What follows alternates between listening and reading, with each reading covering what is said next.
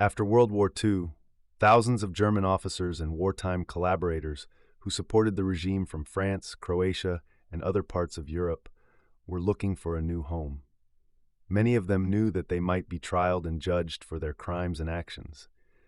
Their goal was to flee, preferably as far away from the Nuremberg trials as possible.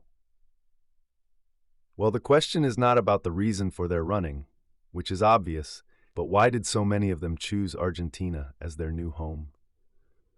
When the Allies raised their flags in Berlin, and when the German instrument of surrender was signed on the eve of May 8, 1945, one thing was clear for these criminals and collaborators. Germany, and even the whole European continent, wasn't a safe place for them to stay or hide. Even if the entire regime collapsed and the war was over in Europe, that didn't mean the entire network that they had garnered had collapsed. Former admirers were still there. It's not like World War II ended in one day in 1945, and suddenly everyone realized how horrible the regime had been, even after their defeat. There were many powerful men in Europe who had favored the cause and continued to do so. Just as an example, Spain was a neutral country, but was a friendly state and supporter of Germany. Spain was ruled by Francisco Franco and had been a tired and neutral country because of its civil war for some time. Many fugitives would find themselves in a safe spot here, but would use Spain as a bridgehead to other destinations. Also, some Swiss important leaders had been outspoken in their support of Germany. These men were in a position to help out. Even the Catholic Church was helpful for some of these fugitives. Several high-ranking church officials actively aided in their escape. There was a window of time to escape justice and possible trials. Those who wanted to flee had to consider their options in a short period of time in order to hide elsewhere and adopt new identities. Across the ocean in Argentina, President Juan Domingo Perón was more than ready to welcome those former Axis members with open arms. President Perón was an admirer of the German ideology of that time. He helped numerous war criminals to flee with the support of his own diplomats and intelligence agents deployed in Europe. Argentina supported ways for their transit through passages from Italy and Spain to Buenos Aires. During World War II, Argentina clearly favored the Axis because of its president and probably because of close cultural ties with Germany, Italy, and Spain. Argentina was a former Spanish colony, and they achieved independence at the beginning of the 19th century. Through decades-long migrations of Italians and Germans, Argentina created strong ties to these European countries. Argentina was a pro-Italian and pro-German country, and this was due to the fact that most Argentines were of Spanish, Italian, or German descent. The German government saw their sympathy, and the two countries created special links between each other. In Argentina were many German spies, and also Argentine officers and diplomats held important positions in Europe.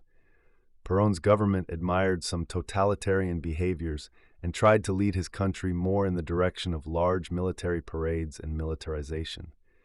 Many important and influential Argentines, such as wealthy businessmen or members of the government, were openly supportive of the Axis cause. Even the President Juan Domingo Perón himself had served as an adjunct officer in the Italian army in the late 1930s.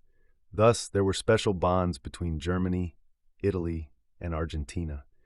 But even in this situation, Argentina would eventually declare war on the Axis powers within just a month before the war ended. But some Argentine agents worked to help defeated German officers to escape after the war. There was a financial reason for Argentina to accept these men. Some wealthy Germans and Argentine businessmen of German descent were willing to pay the way for escaping runners. In 1945, as the Allies were cleaning the last remnants of the Axis, for many, it became clear that the next great conflict was coming between the capitalist USA and the communist USSR. Some people, including Perón and some of his advisors, predicted that a new world conflict would break out soon between the Allies and the Communists. This thought was seen so realistically by many, and in this upcoming inevitable conflict, third parties such as Argentina could tip the balance one way or the other. Perón envisioned Argentina taking its place as a crucially important diplomatic third party in the war and emerging as an important actor on the world map. Knowing that these fugitive criminals were also anti-communist, the Argentinian president thought that these men would come in useful in the possible upcoming conflicts between the USA and the USSR. The Argentine president also sought to recruit more of these fugitives, in particular those with military and technological expertise that he believed could help his armies and technological advances. This thought was pretty much the same as in other cases. An example could be the United States and the Soviet Union, who both poached scientists to assist them in military and technological matters. Even if for so many, Argentina represented a new home, a new way to live untouched and hidden, but the situation slightly changed. Time had passed and the Cold War dragged on. In time, these men would eventually be seen as they initially were. The support for them fled away with time. But Argentina was not the only place in South America that accepted them. Many others eventually found their way to other countries in the region. Hundreds migrated to places like Brazil, Chile, Paraguay, and other parts of the continent. For those who Argentina became an option after 1945, the situation changed just 10 years later after Perón's government fell in 1955. There was a fear that the new administration might not see with good eyes their existence on Argentine soil and could send them back to Europe, mainly due to the new government's hostility towards Perón and all his former policies. Over time, the presence of so many became something of an embarrassment to the country. By the 1990s, most of these aged men were living openly under their own names. A handful of them were eventually tracked down and sent back for trials. Many others have lost their mark and were assimilated into Argentina's sizable German community and probably never talked about their past again. Runners escapes to Argentina and South America through a system of escape routes called rat lines. These escape routes mainly lead towards Latin America, particularly countries like Argentina, Chile, Paraguay, Colombia, Brazil, Uruguay, and others. There were two primary routes. The first went from Germany to Spain, then Argentina.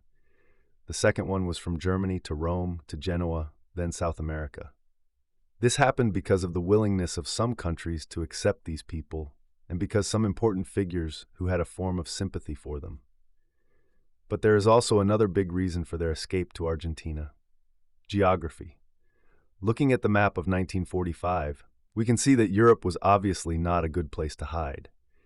Even if some of these people found themselves in countries like Portugal, Spain, or Switzerland, looking in the east, there was the Soviet Union, the conflict in China and Japan, and some allied colonies.